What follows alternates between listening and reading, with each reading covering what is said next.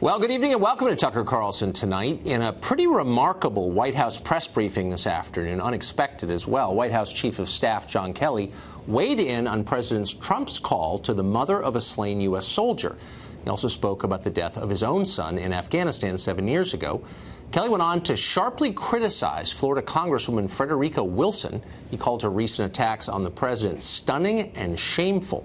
Kelly pointed out this is not the first time the Congresswoman has used the death of others to burnish her own profile. Watch.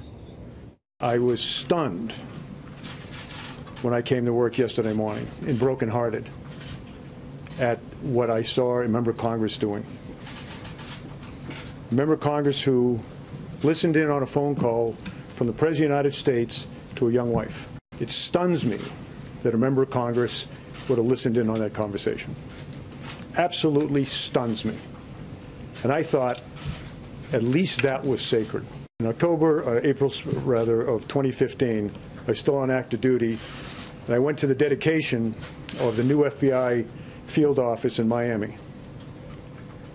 And it was dedicated to two men who were killed in a firefight in Miami against drug traffickers in 1986. A guy by the name of Grogan and Duke. Grogan almost retired, 53 years old. Duke, I think less than a year on the job. Anyways, they got in a gunfight and they were killed. Three other FBI agents were there, were wounded, now retired. And a congresswoman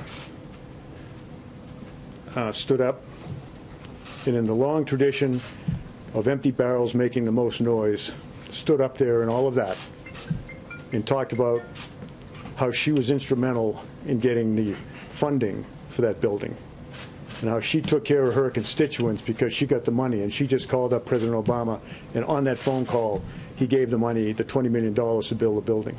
And she sat down, and we were stunned that she'd done it. Even for someone that is that empty a barrel, we were stunned. But you know, none of us went to the press and criticized. None of us stood up and were appalled. We just said, okay, fine. So I still hope, as you write your stories, and I appeal to America, that let's not let this maybe last thing that's held sacred in our society. A young man, young woman going out and giving his or her life for our country. Let's try to somehow keep that sacred. But it eroded a great deal yesterday by the selfish behavior of a member of Congress. General Kelly spoke for about 18 minutes. His words are both poignant and tough. At times, his voice sounded like an echo from an earlier, better age, a time when there were still parts of American life untouched by partisan hatred. When I was a kid growing up, a lot of things were sacred in our country, the general said. Women were sacred and looked upon with great honor. The same was true, Kelly noted, for religion, the armed services, and the dignity of life itself. But, as he noted, that's gone. As if to prove it, the left immediately attacked General Kelly and his sentiments. CNN contributor Brian Fallon tweeted this: Kelly isn't just an enabler of Trump, he's a believer in him. That makes him as odious as the rest. Don't be distracted by the uniform, odious. In the New York Times, Charles Blow, who's an opinion columnist, added, I keep telling y'all about John Kelly. He signed up to make Trump's craziness look less crazy.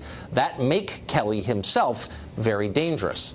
Congresswoman Wilson of Florida, of course, agrees with all of this. John Kelly's trying to keep his job, she told Politico. He will say anything.